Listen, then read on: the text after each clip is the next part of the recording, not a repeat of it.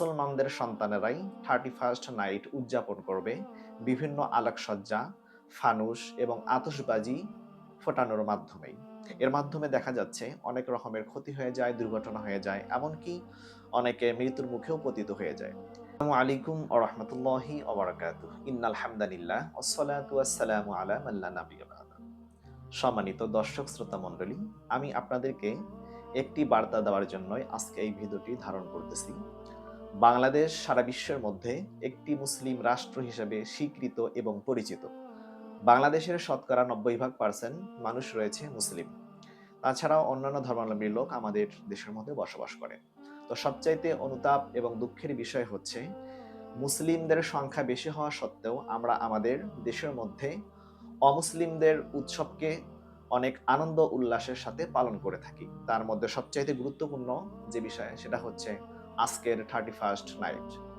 আমাদের জীবন থেকে 2025 সাল চলে যাচ্ছে এবং সামনে 2026 সাল আসতেছে।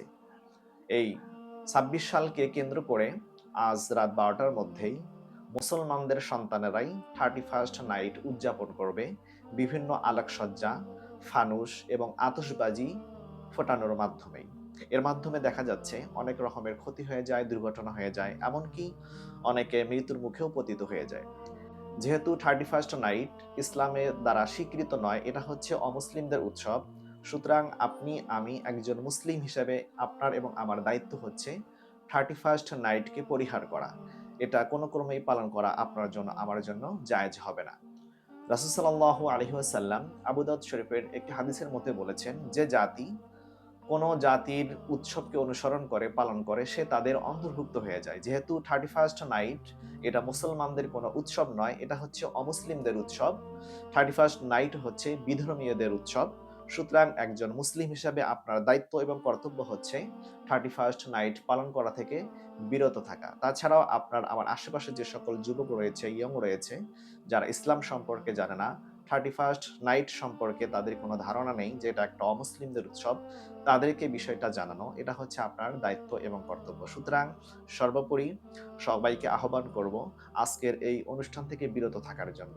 কেননা আজকে এই অনুষ্ঠানের মাধ্যমে সব জায়গায় অশ্লীলতা, বেহায়াপনা এবং গুনাহের কাজ বিভিন্ন জায়গায় ছড়িয়ে ছিটিয়ে পড়বে। আল্লাহ পাক আপনাকে সবাইকে এই 31st নাইট নামক নিষিদ্ধ জগৎ থেকে বেঁচে থাকার তৌফিক দান করুন। আমিন।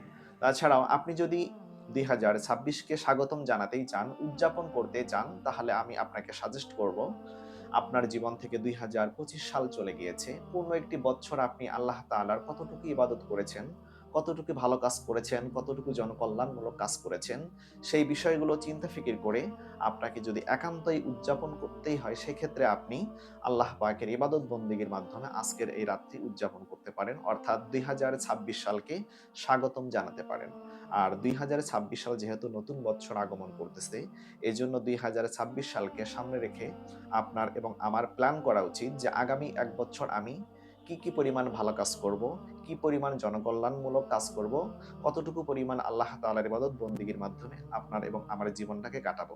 এবং 2025 সাল যেহেতু আপনার আমার জীবন থেকে অতিবাহিত হয়ে যাচ্ছে, আপনাকে আমাকে চিন্তা করতে হবে আপনার এবং আমার হায়াত থেকে কিন্তু পূর্ণ একটি বছর শেষ হয়ে গিয়েছে, অতিবাহিত হয়ে গিয়েছে। এই পূর্ণ একটি বছরে আপনি কি পরিমাণ আল্লাহ তাআলার হুকুমকে পালন করেছেন সেই বিষয়গুলো বিবেচনা করে দোয়া পড়া, ইস্তিগফার পড়া, বেশি বেশি আল্লাহ পাকের কাছে তওবা করা এবং এবং সম্পূর্ণ সম্পূর্ণ অশ্লীলতা, বেহায়াপনা এবং 31st নামক নিষিদ্ধ কাজ থেকে বিরত থাকার চেষ্টা করা। আল্লাহ পাক আপনাকে আমাকে সবাইকে এসব অশ্লীলতা, বেহায়াপনা এবং 31st নাইট নিষিদ্ধ জগৎ থেকে বেঁচে থাকার তৌফিক দান করুন। আসসালামু আলাইকুম ওয়া রাহমাতুল্লাহি ওয়া বারাকাতুহু।